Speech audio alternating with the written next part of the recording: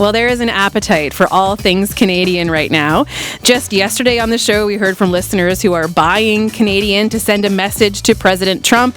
There's also this renewed sense of nationalism right now. Former prime ministers are asking Canadians to fly the Canadian flag this Saturday.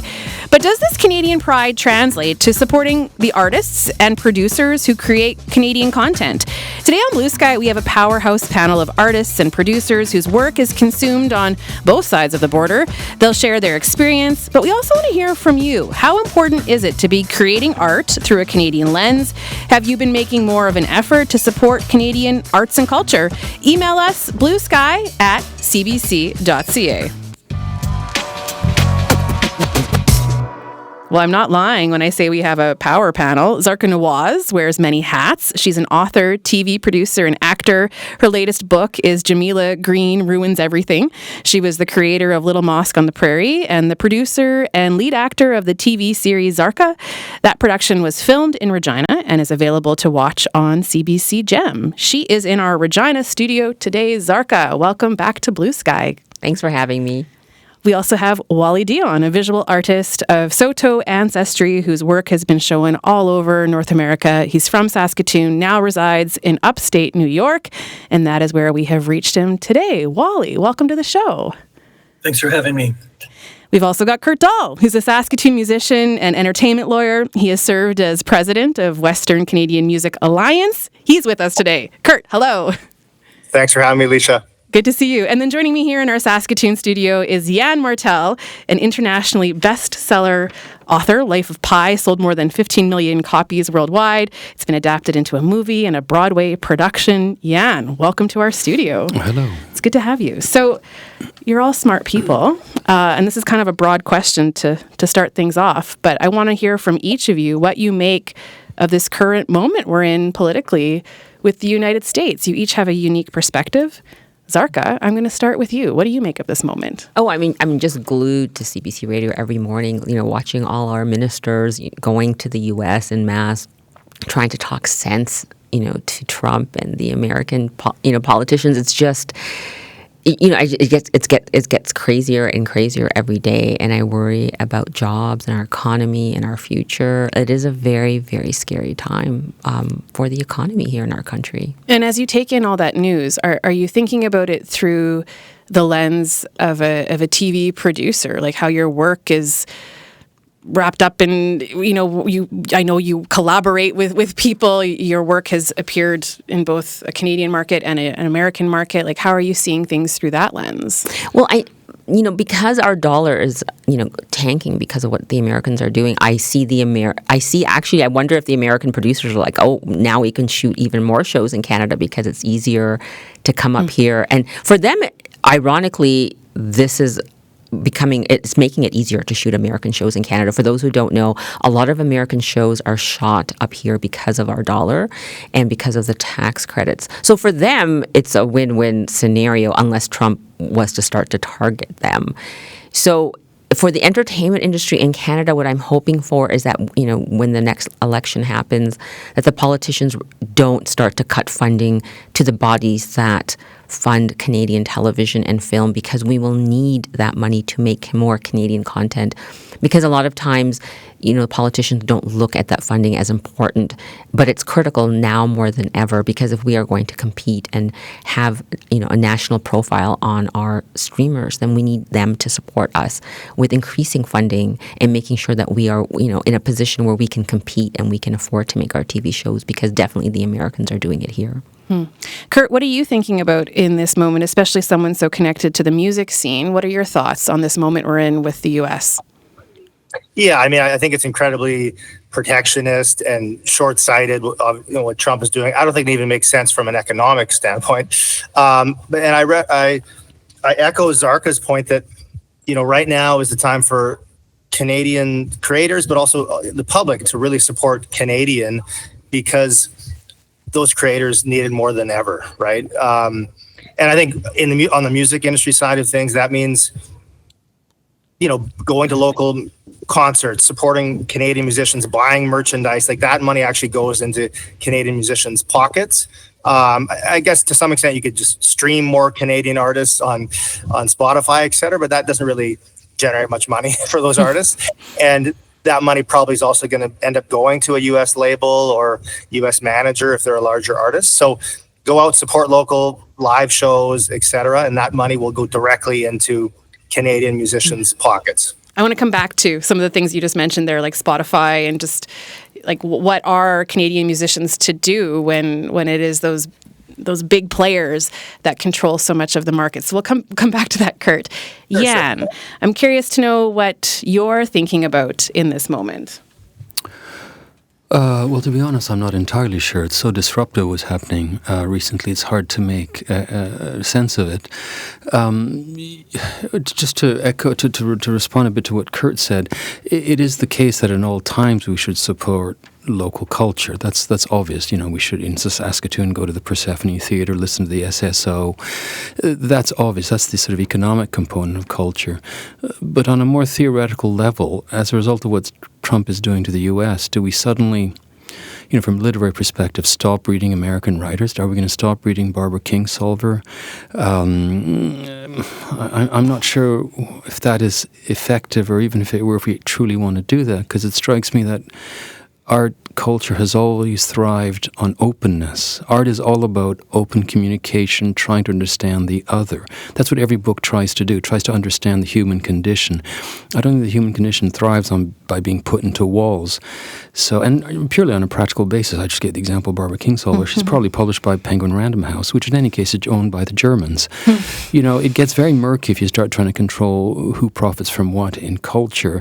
And the ultimate good, it strikes me, goes beyond national borders. So I had the same issue, for example, with Israel. Israel's, the behavior in Gaza has been extremely controversial.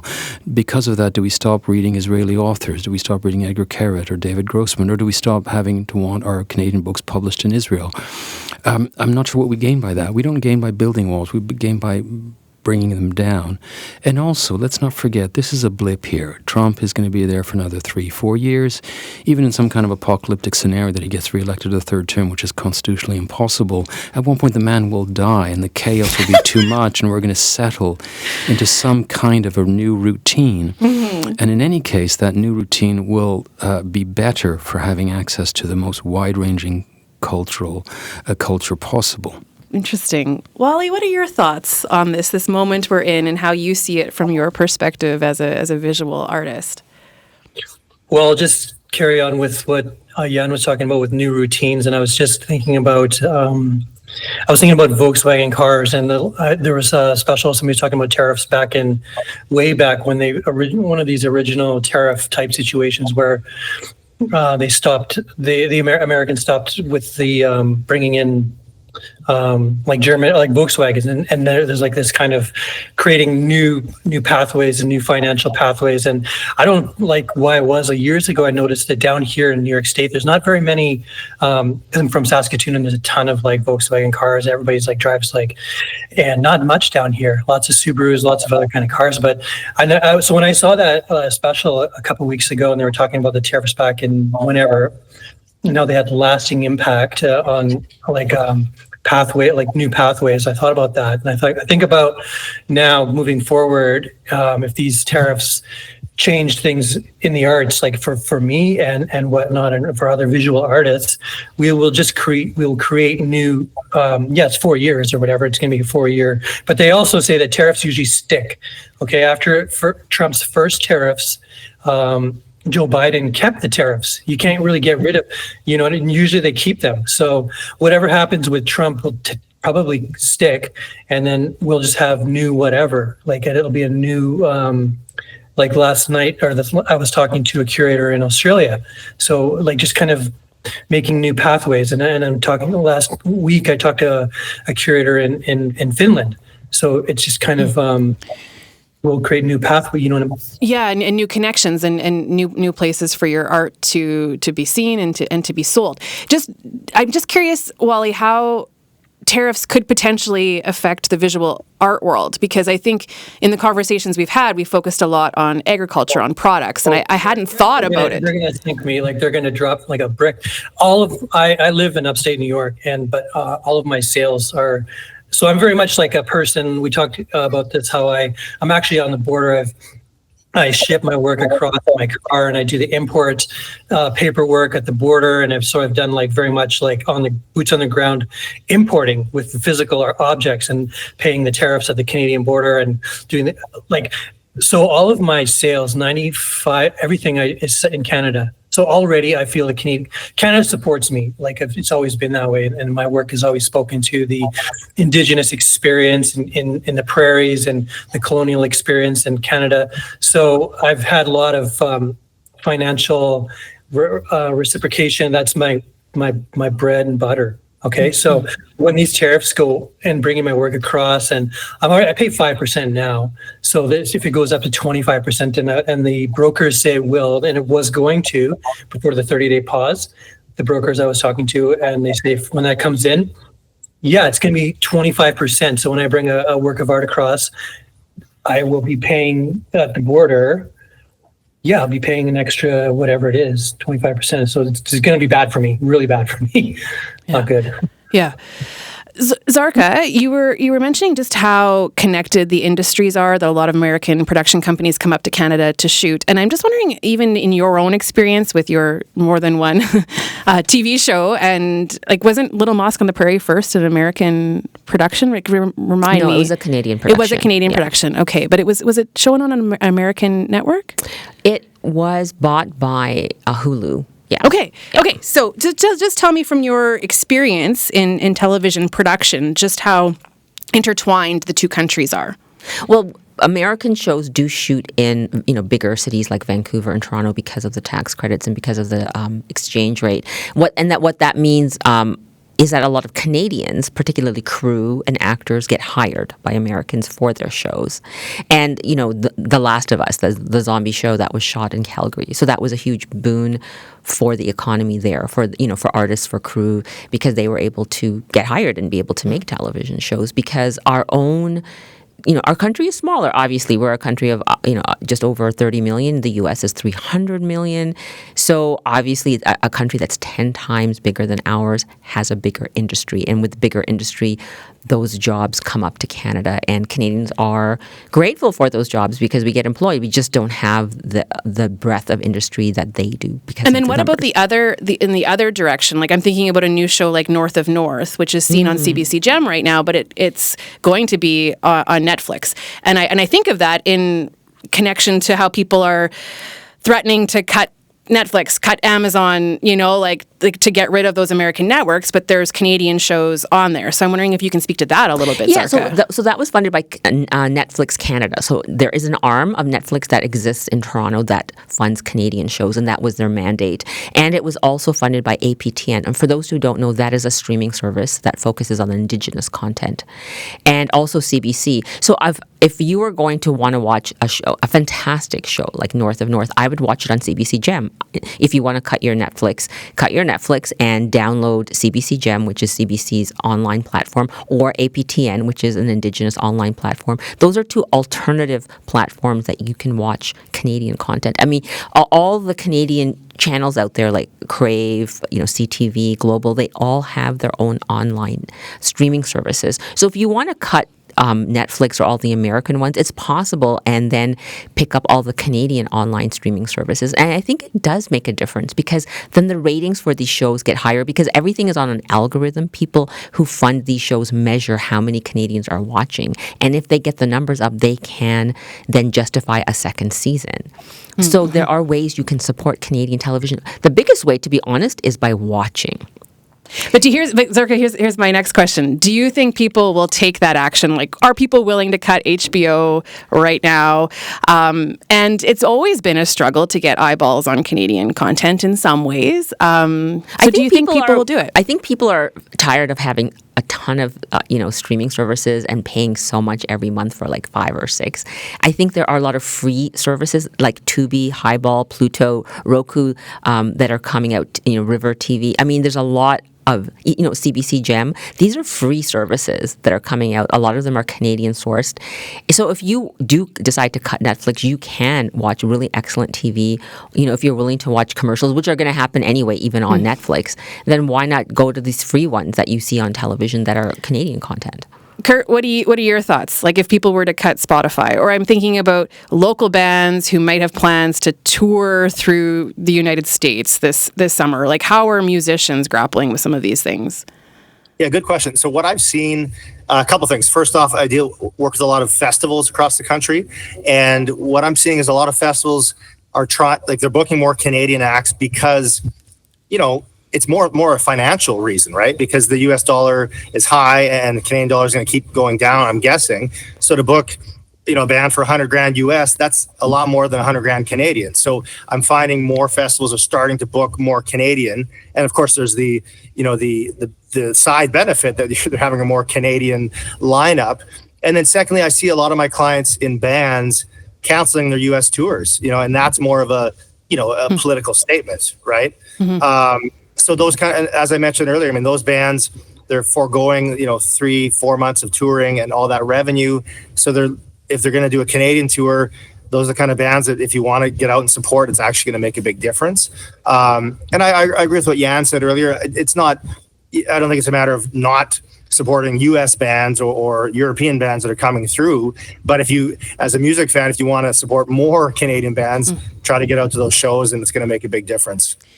Jan, based on your first answer, I think I can kind of get a sense of where your head's at a bit. But I want to ask you, like, is this a moment where I think Canadians are asking, like, who are we in this moment, right? Like, if our sovereignty is threatened, if, the President of the United States wants Canada to become the 51st state. So are we pausing and asking, like, who are we and what is our Canadian identity? And how can we make sense of that identity through culture? Well, I think we've been asking that question since Confederation. But the literary arts are slightly different from the musical arts and the visual arts in the sense that I just happened to mention Barbara Kingsolver. Any American writer who you can read in Canada is readable in Canada because they are published in Canada. We've had, in a sense, tariffs for decades now in Canada. An American publisher can't just dump books on the Canadian market. They have to have a Canadian imprint. So, for example, I'm published by Alfred A. Knopf Canada, which is completely separate from Alfred A. Knopf in the U.S. I'm not published by Alfred A. Knopf in the U.S. So any American reader that you read in Canada, you can get the American edition, but you'd have to pay tariffs. You will pay money when you get that. You'll pay what's the word for it? I just forgot the word. You pay extra dues to get that across the border. Otherwise, they have to be published in Canada. So in a sense, that protectionism is already in place. And for culture, that's often a good idea because, as Zarka said, we are a smaller place, a smaller market. You want to nurture culture, but once that little fledgling can fly, you do want it to fly everywhere. So nationalism sometimes suits politics. We do want to be proud of who we are. You want a healthy degree of self-respect, but you don't want jingoism. And you don't want that in the arts either. You do want to take all culture, because at one point, any culture you take in a sense, becomes local. So an American band that's playing in Saskatoon, now in a sense becomes Canadian. It has affected the Canadian musical environment, has affected Canadian ears. The same thing when a Canadian band tours the U.S. We all want to be talking. So I would be, yes, we want to support everything local and Canadian, but let's not turn our backs on our American friends. Donald Trump is not our friend, but Americans, and I'm generalizing here, are. Yeah. We have nurtured each other. We have fed off each other incessantly since the beginning of settler colonials being here. And we want to bring in the indigenous people. We want to be communicating. So I'd be wary of sort of knee-jerk reactions of not doing this, not doing that, because it's American. Because I think ultimately we lose from that. We just have to hunker down a little bit until the insanity, goes through, dies down. Yeah. And I just have one more question for you before we go around the table again. Is this a moment where we could be looking to writers, to artists to stand up for who we are? Like, I guess, thinking of other moments where writers have taken a stand, acts of protest, or, coming together to be a voice. Do you see writers having a role in that? Well, I expect me to say yes. I'm wary of that because the thing about artists is we only speak for ourselves. We actually have no constituency. We don't represent anyone but ourselves. So I'm always slightly aware when I hear of artists, Neil Young protesting, tar sand developments in Alberta, much as I sympathize with what he was saying. I was sort of thinking, who's Neil Young to express himself louder than anyone else? He's a great singer. Is he necessarily a savvy economist or politician who understands the complexities of energy? So I'm always wary of speaking beyond myself as a writer, because who am I? I'm just another citizen. Now, some of us are more articulate, are more powerful in our language, whatever that language might be, but we have to be cognizant of who do we represent. So, as I said, what I'd like to say as an artist is, hey, let's calm down. Let's just calm down and keep our pores open, our eyes open, our ears open, and let's not make it worse than it needs to be. Let's wait it out a bit, but in the meantime, keep on reading, keep on listening, keep on singing, keep on watching. So I can't speak beyond my own experience, and my experience has been remarkably international. Many cultures have taken my, for example, you gave the example of Life of Pi, it was translated into 50 plus languages. I mean, regional languages of India. That speaks of people being hungry, open to other stories. We want to keep that channel open. So I would, as I said, let's just keep on talking and listening. That's basically what I would say. So there's nothing political, I would say, that I would know what the consequences would be. But I trust the fact that, for example, Life of Pi did remarkably well in the U.S. Life of Pi did remarkably well, bizarrely, in South Korea, for example. God knows why some stories echo more than others. We want to trust that ecosystem and nurture it. Trust the ecosystem. Wally, you've put some thought into this. You mentioned to me the importance of cross-pollination in the visual art world and how you see those connections and collaborations in this moment of trying to understand who we are as Canadians and trying to carve out our Canadian identity in light of the threats coming from President Donald Trump. How do you think we do that? What are your thoughts on forging a Canadian identity right now?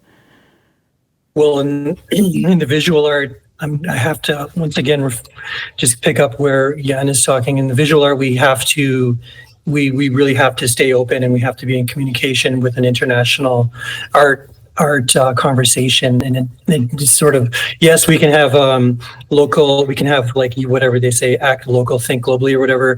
And I even think about people like Joe Fafard, who spent some time in the USA and then came back to Saskatchewan and worked his magic with his bronzes and his casts and that very sort of rural, iconic Saskatchewan prairie, like agricultural, whatever, sculptures. And so I think we have to have there's got to be a balance. So, and what I was talking with you about yesterday was this idea of inbreeding or grants or propping things up,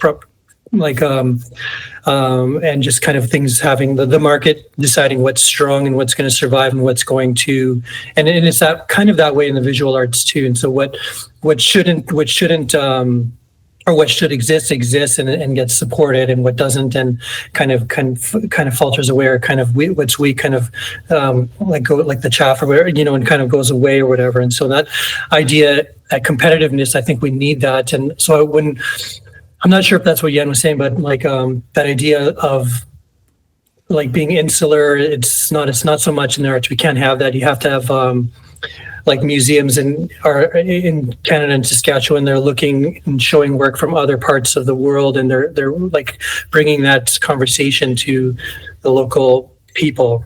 Mm-hmm. And so I think that's important. We can't just so I really don't know how that buy local pans out in the end for us. Zarka, I'm wondering what you're thinking about as you listen to Jan and Wally, and knowing that you were on a book tour in the U.S. Just what are your thoughts on Canadian identity in this moment? I think I'm going to take a page out of the Canadian trade experts that I hear, on CBC, saying that this is going to be long-term, possibly permanent, that we now need new trade partners elsewhere in the world because we have depended on the U.S. for too long, and we never thought this day would come when a regime would actually turn on us in such an incredibly difficult and painful way, and that now we have to learn our lessons and pivot and not put all our eggs in one basket because we don't know if things really will change. And so as a Canadian producer, I am now looking at co-productions with countries outside of the U.S., particularly Muslim countries, Malaysia, Indonesia, Singapore, because I feel like these are partners that we always never consider because we're always so obsessed with the U.S. And I recently went to the Asian Television Forum because I wanted to find out what other countries are there that would be great to have treaties with. And Canada has treaties with other countries. And sometimes we don't have treaties with some countries, and it's time for us to start working harder to make more aggressive treaties with countries besides the U.S. so that we will not be caught like this again, because we cannot have the U.S. hold us hostage like this, because it just holds the whole country hostage. Because if he says to us, "Oh, I want your water and I want your lumber, and if you give it to me, then I'll reduce the tariffs." We can't. It's a slippery slope where we are not going to give away our natural resources because he's holding our whole economy hostage. So I think when I listen to trade negotiators, what they are saying now is that this might be permanent. This is affecting us in a way that we were never affected before. We have to be smarter. We have to find alternative trade partners and not depend on the U.S. in the way that we have in the past. I find that fascinating, Zarka, to hear you give an arts example in that, because that is something that I've heard from trade analysts and experts on our show, looking for new partners, and here you are doing that yourself. Kurt, I'm wondering if musicians are doing the same. I mean, is now the time to be touring in Germany versus the U.S., or just if you want to pick up on any of that? Yeah, I mean, a lot of my clients are doing European tours instead of U.S. tours. And overall, I think that this is a moment in time. This too shall pass. I don't think Trump's definition of America is, the real definition of America. It'll pass at some point.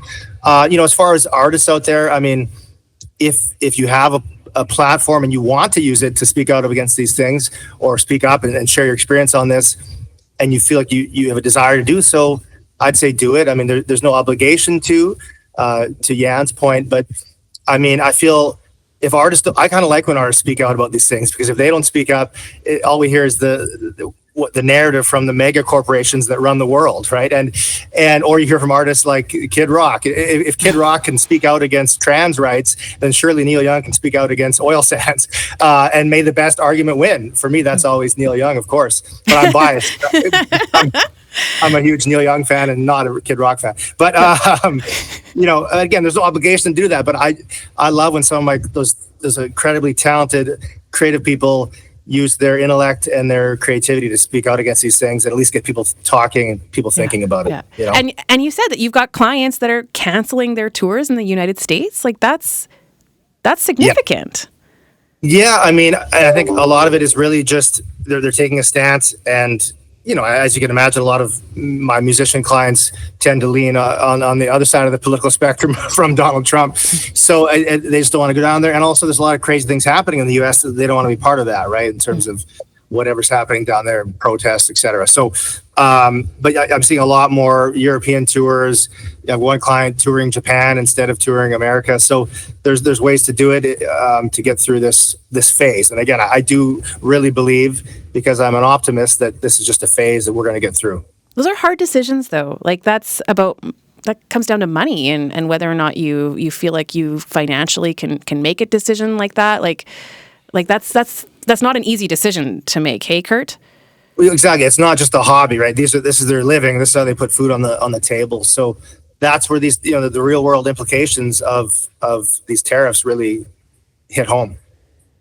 Like Zarka, if you were doing your book tour now, would you go to the U.S. and continue with your tour, or would you be contemplating canceling? I would be contemplating canceling. I feel like we have to make a stand. Like I actually don't believe that this is a temporary thing that's only 4 years, because if once Trump is gone, if another conservative president comes in, he could do the same things. I think this is a very serious problem that I feel might be ongoing, and I think that like I said, I take a page out of the trade experts. They're like, we have to start thinking of alternative partners and allies, because too much is dependent on the U.S. and it's affecting us like it's catastrophic what it's doing to our industries and what's happening to people and jobs, and for that even to happen, that means that we have to start looking alternative partners, and we cannot put all our eggs in the one basket for so long, because look what happens. And I mean, I think that was a famous saying from Trudeau. It's like sleeping next to an elephant, but if that elephant ever rolls over, and it has just rolled over. Jan, what are you thinking about? Well, my thoughts are you can't recreate the economy out of nothing. So when Trump says that he doesn't need us, that's not entirely true. I mean, he can't just create a lumber industry out of nothing in the U.S. He can't just revive Rust Belt factories out of nothing. If the reason these places have fled the Midwest is because it wasn't economically viable. Hence why we all profit from China, because China has endless number of people that are willing to work for very little money for very long hours. It essentially comes down to human rights exploitation in China, for which we should all be ashamed of. So I cannot see, yes, Trump, for all his charisma, he can't change the reality of things. So at one point, the reality of things is that the Americans, unless they want to pay a lot more for their lumber, will need to get it from somewhere, and we're the most obvious source. And yes, of course, we should look for different markets, both for our lumber and for our paintings and our books. But, look at what the British did after the insanity of Brexit. Boris Johnson said, oh, yes, we'll trade with Australia. I'm sorry, Australia is thousands and thousands of miles away. In a time of climate change where carbon fuel is not a given, it doesn't cost anything. It costs a lot and it's killing our planet. You can't just trade willy-nilly with the entire planet. It makes sense that we trade with the U.S., not only because we're culturally and commercially and historically very close, but they're right next door. Same thing with the UK. It makes sense that they trade with Europe. So we got to work through this spat.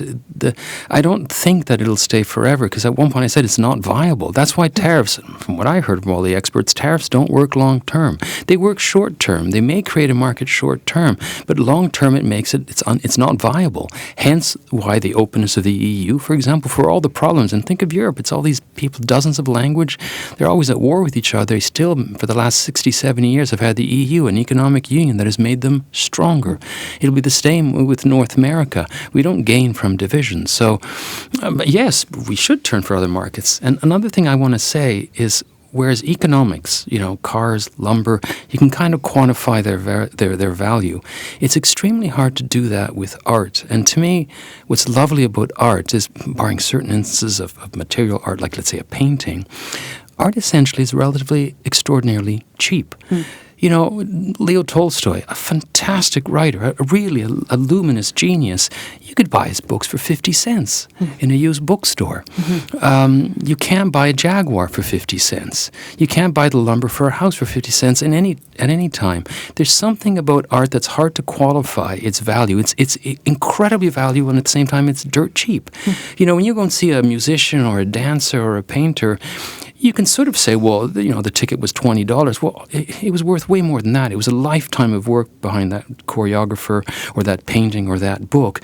And yet it's so hard to quantify that it becomes finally intangible, its value. And that means it's very hard to put in these boxes once again. So let's let the economists and the politicians decide where we go forward.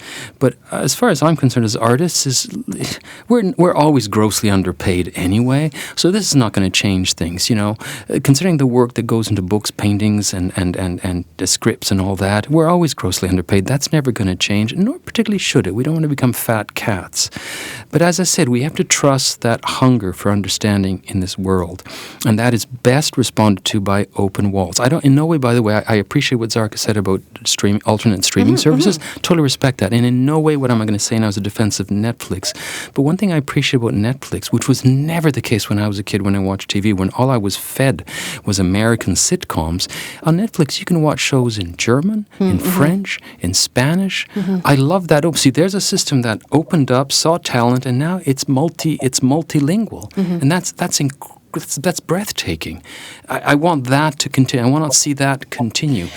As you're talking, Jan, it makes me think about how maybe a better question we could all be asking ourselves is, how are we spending our time, in this moment of trying to figure out who we are as Canadians in relation to the United States, and how are we spending that time? Are we going to museums and exposing ourselves to art? What television shows are we watching? How are we opening our minds? Like, that's something that comes to mind as I listen to you talk.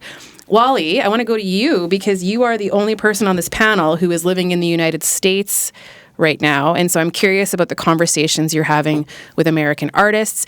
But mostly I want to know how you're perceived as a Canadian who's living in the United States, because we got this interesting email from Taryn, who wanted to point out that the Juno Awards were just announced. And in 1978, he tells us, Stompin' Tom returned his Juno to protest the fact that some winners, although they were Canadian, didn't maintain a presence or reside in Canada.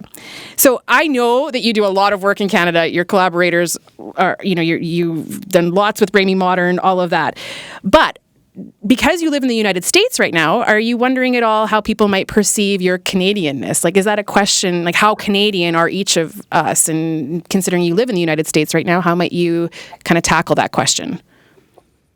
Yeah, see, this is something I worry about, I think about, and Wally's, and he's not even here. How can Wally get Canada Council grants, blah, blah, blah, this kind of critique, and I'm aware of that. And sometimes I think of myself, I think of my value to Canada, or I just think of myself as a bit of a satellite. And I have learned so much from my time here, the whatever 10, 15 years I've been living in upstate New York. And I just wanted to talk like maybe for a quick second about, I live in upstate New York. So it's very red. Like there's a lot of Trump hats. There's a lot of like where I live.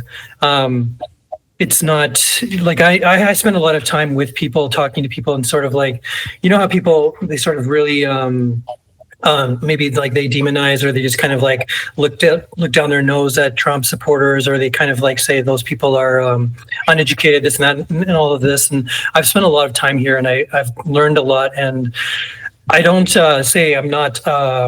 I can empathize and I can understand how people feel and why they would.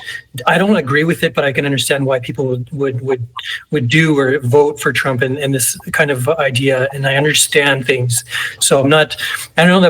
That might seem like a weird thing to say and frustrating, and it is frustrating that those people did. However many millions of people voted for Trump, and like Sarko was saying, that's a huge group of people.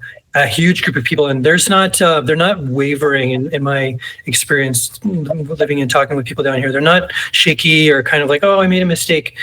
So I think it is kind of here, like this is what it is, and I don't know if other people feel the same just from their travels and stuff, but I kind of have a feeling that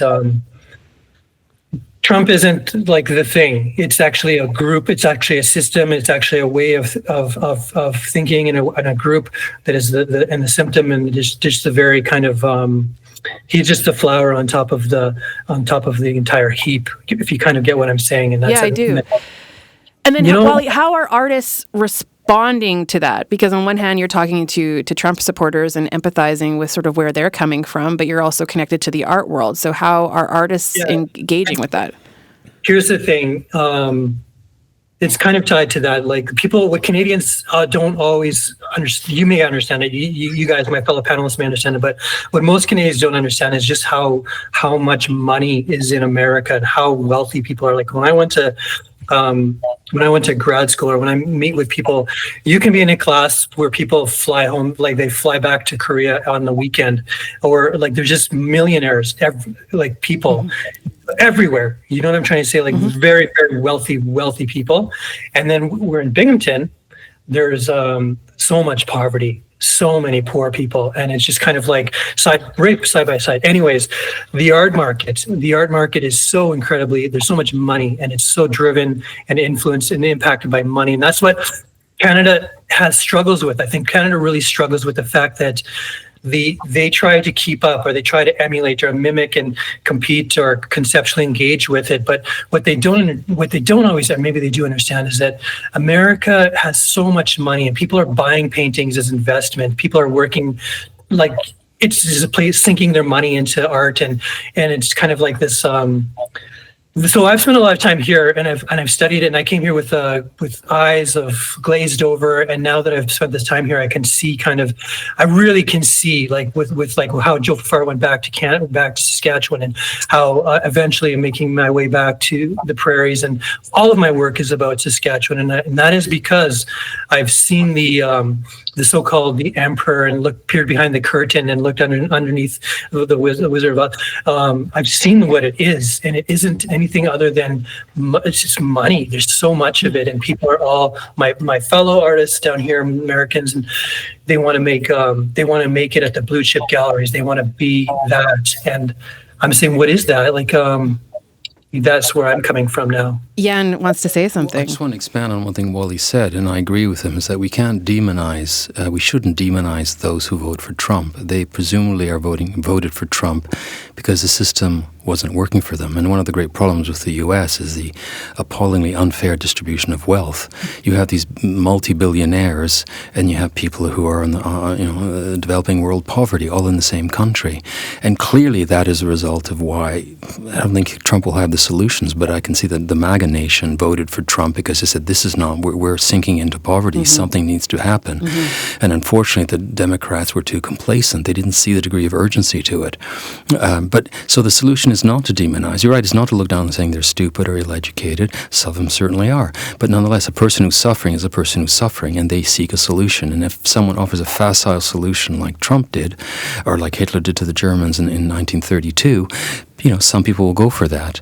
But it's no point demonizing them. In fact, we should continue reading our poems to them, singing to them, in the hope that eventually they'll come to their senses, as the Germans did eventually. At huge cost, they eventually did come. Don't forget, after 12 years of the Nazis in Germany, there's been 70 years of peace in Europe. This turmoil, the cage needed to be shaken. Clearly, there's a dysfunctionality in the U.S. that's not being addressed. There's the elites on the coasts are doing very well, as Wally's saying. There's way too much money there. And there's all of Middle America that is suffering. Which is why we need to read Barbara Kingsolver. Yeah, exactly. Something needs to give here. Yeah. And part of it is keeping an opening, respectful dialogue.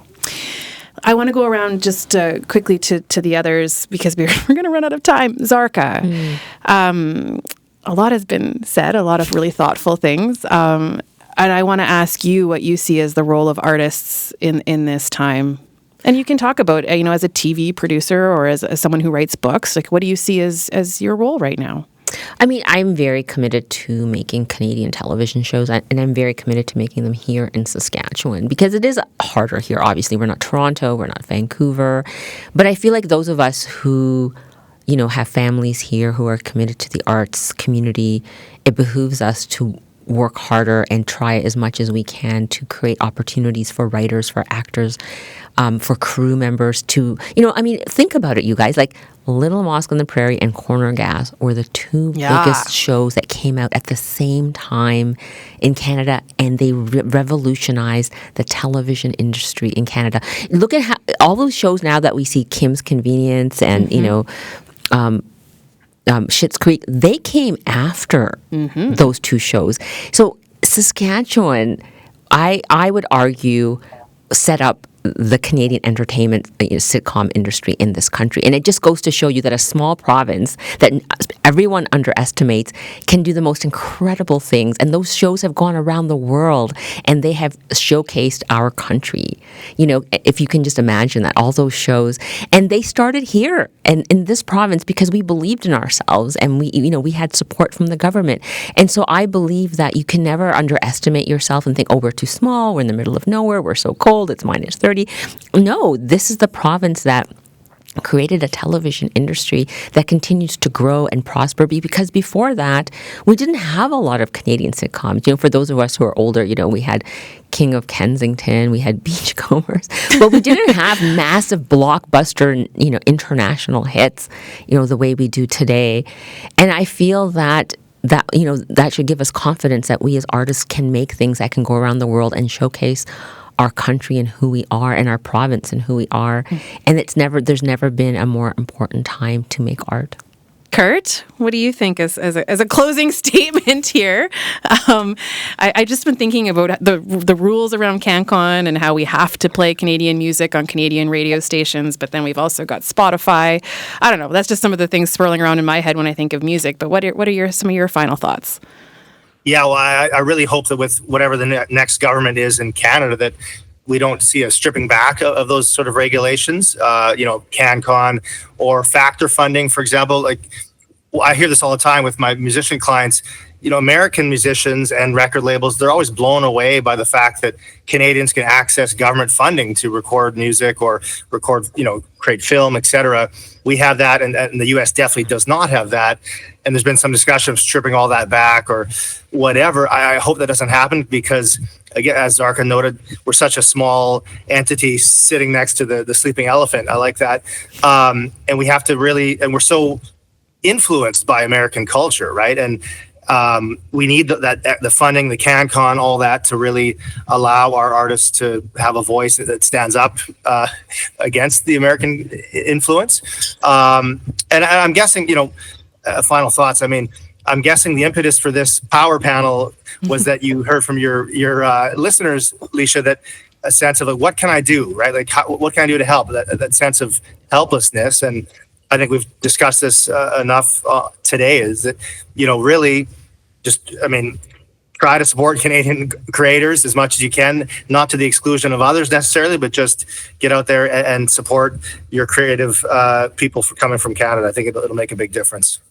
This has been great, you guys. We have to end there. I wish we had more time, but so wonderful to hear from all four of you. What a treat it was to have you as part of this panel. So, Jan, thank you. My pleasure. Thank you for having me. Thanks for Wally, having us. yeah, Zarka, thank you. Thank You're you. welcome. And Wally, thanks to you. Thank you. Kurt, thank you. Much appreciated. So over the last 50 minutes, you have heard from Jan Martel, a well-known writer, Zarka Nawaz, TV producer and writer, Wally Dion, a visual artist, Kurt Dahl, a music lawyer and musician himself.